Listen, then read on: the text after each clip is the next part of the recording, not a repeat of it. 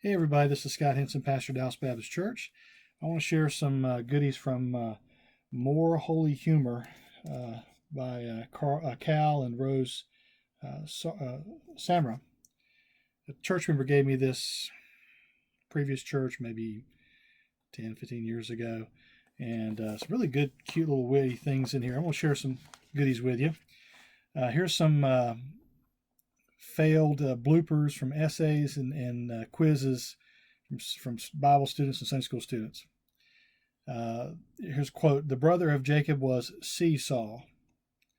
Here's another one: "Samson pulled down the pillars of the temple."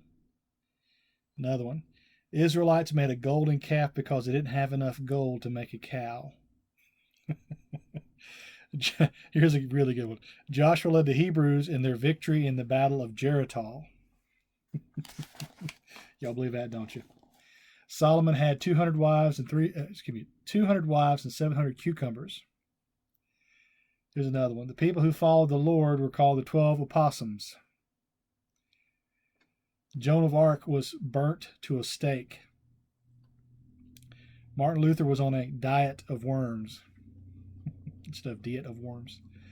"Shakespeare wrote his plays in Islamic pentameter instead of iambic pentameter." Anyway, it's good to laugh, and if most of y'all know me, I love to laugh, and I love to tell really bad jokes. But there's some laughter in the Bible, believe it or not, and there's some good and bad things about laughter. There's a story over in Genesis chapter 18 where Abraham's at Mamre, and he is visited by three men. It's implied that they're angelic beings, but the text calls them men.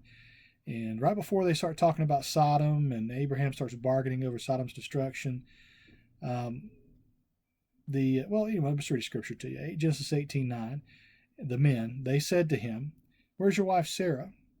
'She's in the tent,' he said. 'The Lord said, I will surely return to you about this time next year, and Sarah your wife shall have a son.' And Sarah was listening at the tent door behind him." Verse 11. "Now Abraham and Sarah were old and advanced in years. The way of women had ceased to be with Sarah. So Sarah laughed to herself, saying, 'I am worn out, and my Lord is old. Shall I have pleasure?' The Lord said to Abraham, 'Why did Sarah laugh and say, shall I bear a child now that I'm old?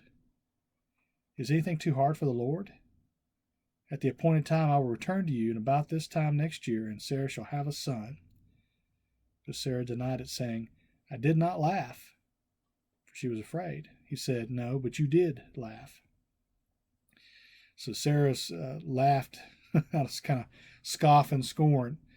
There's other, I'm sure there's other times where Jesus and the disciples laughed, where the Bible figures laughed in a good way.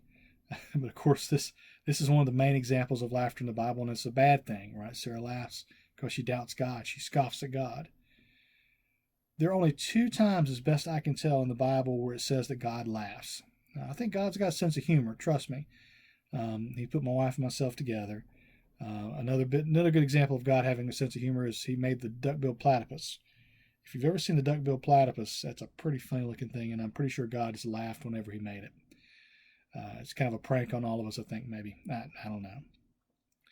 But there are 2 times in the Bible where God laughs. In Psalm chapter 2, in verses 4 through 6, especially verse 4 mentions this. Let me read 4 through 6 from the NIV. "The one enthroned in heaven laughs.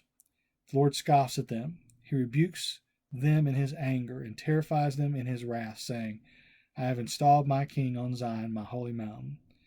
So God laughs at those who think they're bigger than Him, who think they're stronger than Him.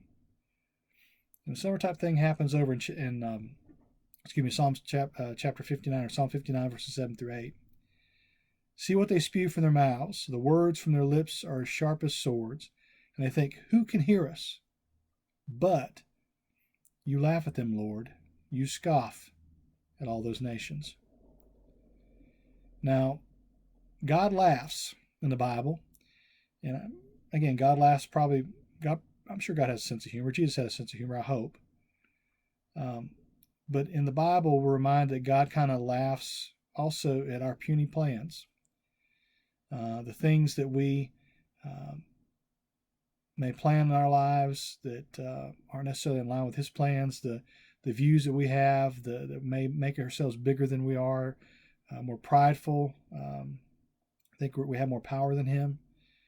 And I'm reminded of of all the crazy things that I'd hoped to do in the last few months in the midst of this pandemic. Well, before the pandemic started, I had all these plans.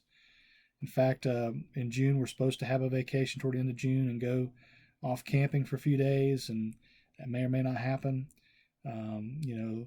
We're supposed to have a baseball season, and Jonas is supposed to play baseball. That may happen. Last I heard, there maybe 12, 15 games played. No huge state tournament or anything like that. All these plans that we have made have fallen apart. We've been humbled, haven't we? I don't know if God's necessarily laughing at us, but God sometimes allows things to happen in our life to remind us that we need Him, that we're not very big ourselves, that even though we're advanced scientifically as a people, and we have all these answers, we have artificial intelligence. I can just ask my wired device, my little device here, say, "Hey Alexa, what's the weather today?" and she'll tell me. But still, we're not God. He is. We need to be reminded of that every now and then. Sarah needed reminding of that. She thought that there's no way she could bear a child, so she laughed.